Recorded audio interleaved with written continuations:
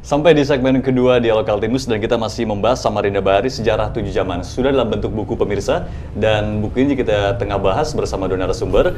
Ada Bung Syarif selaku penulis dan juga ada pemerhati sejarah Samarinda dari Galeri Samarinda Bahari yakni Eli Hasan. Saya kembali ke Bung Syarif. Bung Syarif, kenapa namanya Sejarah 7 Zaman?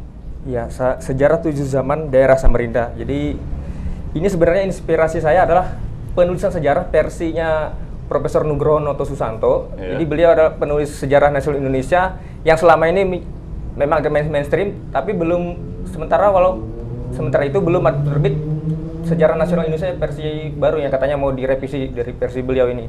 Akan tetapi saya melihatnya beliau membagi periodisasi sejarah Indonesia itu cukup logis. Misal dari awal masalah prasejarah, kemudian masuknya Belanda melalui POC, jadi dibikinkan bab tentang zaman kolonial, kemudian era pergerakan kebangkitan nasional, kemudian masuk Jepang mengalahkan Belanda, disebutlah sejarah-sejarah zaman sampai Jepang. Kemerdekaan juga. Sampai tahun 45 sampai 50 itu era revolusi fisik atau disebut revolusi kemerdekaan juga. Nah, berkaitan dengan Samarinda untuk selanjutnya ini agak bingung membaginya, apakah di zaman apa gitu kan? Apakah zaman suap Samarinda masih suap raja ataukah kota praja? Jadi setelah ditelusuri ketemulah masa otonomi daerah, dikotomi otonomi daerah dan sentralisasi sebelumnya. Sehingga di zaman 50 sampai yang sekarang 2015 saya bagi dua menjadi era sentralisasi. Sentralisasi ya. Dengan kata lain dalam saya beri judul tentang NKRI, kemudian bab ketujuhnya ketika otonomi daerah. Jadi memang bertahap ya, kalau kita mulai dari sejarah 7 zaman, dari buku ini memang dibuat bertahap. Iya, betul.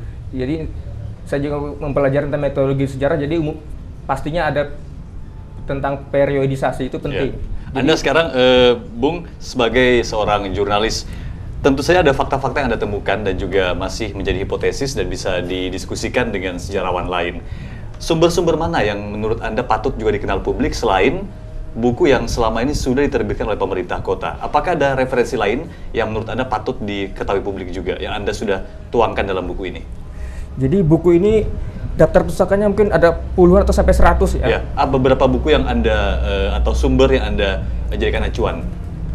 Buku yang utama itu sejarah pemerintahan di Kaltim dari masa ke masa, itu terbitan tahun 92. Kemudian buku The Chronic Pankutai karya Konstantinus Altimis itu menceritakan tentang, mengutip tentang Salasilah Kutai Kartanegara yang di dalamnya memuat tentang keberadaan 6 kampung di Samarinda pada abad ke-13 Masehi. Kampung apa saja itu 6 kampung? Jadi ada kampung dari Tenggara sana, Sambutan, Pulau Atas, Sambutan, Karangmumus, Lowo Bakung, Mangkupalas, sudah 6 tadi. Sampai Mangkupalas. Pulau Atas, Sambutan, Karangmumus, Lowo Bakung, Mangkupalas, satunya Karangasem ya? Karangasem. Disebut tadi? Belum. Karangasem. Belum disebut ya.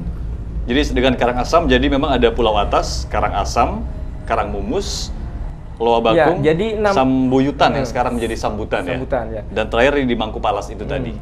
Jadi 6 kampung itu disebutkan mereka itu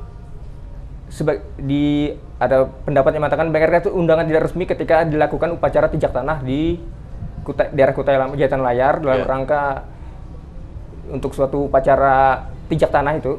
Ada biasa di kalangan suku Kutai untuk Putri Karangmandu sekaligus untuk Aji Bataragung Dewa Sakti. Eli, saya ke Eli. Eli, dari apa yang sudah Eli dengar penonton langsung dan juga dari buku yang dibaca saat ini, apa yang tersirat, apa yang dapat inspirasi baru, apalagi lahir dan besar berkarir sekarang di Samarinda.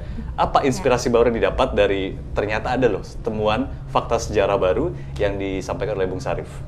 Yang menarik utamanya adalah bahwa saya melihat sejarah kota Samarinda jadi lebih jelas dan lebih masuk akal dari zaman ke zaman. Jadi dari zaman sebelum Belanda masuk, zaman Belanda, zaman Jepang, sampai Samarinda merdeka dan zaman-zaman setelahnya. Ini sangat jelas diceritakan oleh buku ini. Dan salah satu juga yang menarik dari buku ini adalah menceritakan tentang itu tadi kampung-kampung awal yang ternyata memang sudah ada jauh sebelum kedatangan Daeng Mangkona ya. Jadi ini yang dari abad ke-13. Ya. Abad ke-13. Itu minimalnya abad ke-13. Minimal abad ke-13. Karena bisa jadi sebelum abad ke-13 sudah ada. Sudah ada. Walau sukunya perlu diketahui, ini sukunya apa? Kalau kita mengatakan Anda mengklaim bahwa ini sebelum kedatangan rombongan Bugis Wajo yang dimotori Daeng Mangkona, 6 komunitas atau suku ini sudah ada duluan dan bahkan sudah interaksi dengan kerajaan Kutai ya, Bung ya. Jadi kalau berdasarkan catatan yang ada bahwa suku Banjar abad ke-16, jadi barangkali mereka ini kalau tidak Kutai atau Dayak.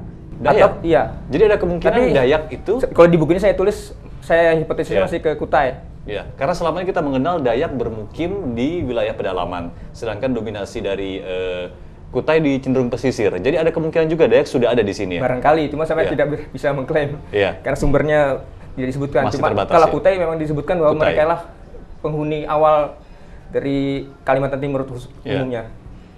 Dan Eli menemukan ada 1 sampai 6 ya, ada Pulau Atas, Karangasem, Karangmumus, dan Lawabakung, Sambuyutan, Mangkupalas. Sebelumnya tahu nggak sih kalau 6 tempat ini adalah tempat yang bisa dikatakan awal mula Samarinda dan sangat bersejarah, atau sudah pernah dengar dari keluarganya? Tidak tahu. Tidak tahu sama sekali? Baru tahu dari apa yang digali oleh teman-teman di Samarinda Bahari ini, terutama oleh Bung Sarif, bahwa ternyata ada kampung-kampung tua yang memang ada, yang sudah ada di abad ke-13. Dan namanya tidak jauh berbeda ya, masih dipertahankan nama-nama nama-nama yang familiar yang memang biasa didengar adalah Karangmumus,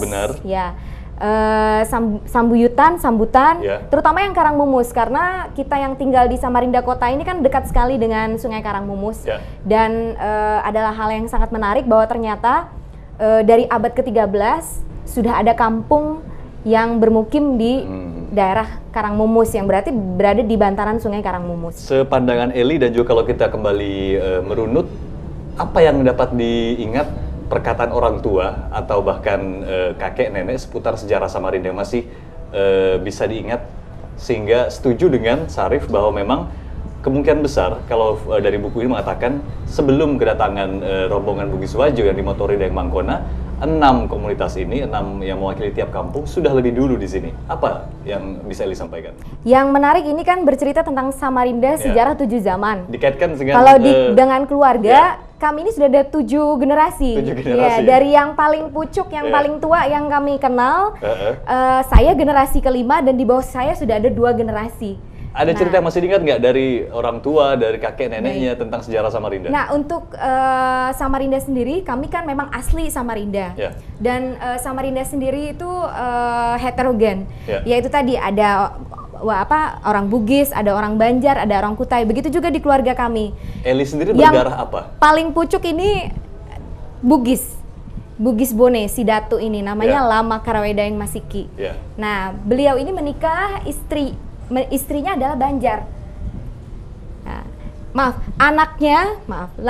Masiki punya anak. Nah, anaknya ini menikah dengan Banjar. Itu perkiraan tahun berapa? 1800 akhir, awal 1900 ya. Jadi si Datu Masiki ini beliau hijrah dari Sulawesi Selatan, dari Bugis yang kemungkinan Bugis Bone, bukan Bugis Wajo, hijrah ke kota Samarinda. Dan beliau memang langsung bermukim di Samarinda yang sisi sebelah sini, bukan di Samarinda seberang. Bukan di pemukiman Daeng Mangkona yang didominasi Bugis Wajo ya. Keluarga kami juga pernah mencoba mencari runutan nama Datu ini di keluarga di Samarinda seberang, Bugis Wajo, tapi tidak ada nama. Beliau memang di sini, bermukim di sini, tanahnya memang luas di sini, dan anak-anaknya menikah dengan salah satunya dengan keturunan Banjar, yang Banjar Amuntai. Jadi Datu Bugis menikah dengan Banjar Amuntai. Jadi kayak Haji Muhammad Saleh ini Banjar Amuntai. Kalau kita melihat dari silsilah keluarganya Eli, apakah itu menguatkan opini Anda? Ternyata memang Banjar sudah ada, bahkan walaupun Bugis yang berdarah Eli ini bukan Bugis Wajo ya? Iya. Jadi saya beri contoh misalnya daerah Sungai Kerbau. Sungai Kerbau itu dulu termasuk awal tahun 1896 itu belum masuk wilayah Samarinda. Kan Samarinda ini yang di bagian sini adalah daerah yang dipinjam oleh Belanda dari Kesultanan Kutai untuk tempat lokasi pemerintahan. Jadi dinamakan Piarkan Tepal atau daerah satu pal persegi satu Piarkan kan. Kemudian tahun 1903 itu diperluas lagi wilayahnya sampai ke Sungai Kerbau, batas Sungai Kerbau. Ya, baik. Nah, kita tahan dulu Bung Syarif, sangat seru karena waktu kita terbatas segmen kedua, kita lanjut di segmen berikutnya. Ya, pemirsa, kami segera kembali di segmen ketiga dalam Dialog Kaltim News. Kita masih mengulas tentang Samarinda Bahari, sejarah 7 zaman. Tetaplah bersama kami.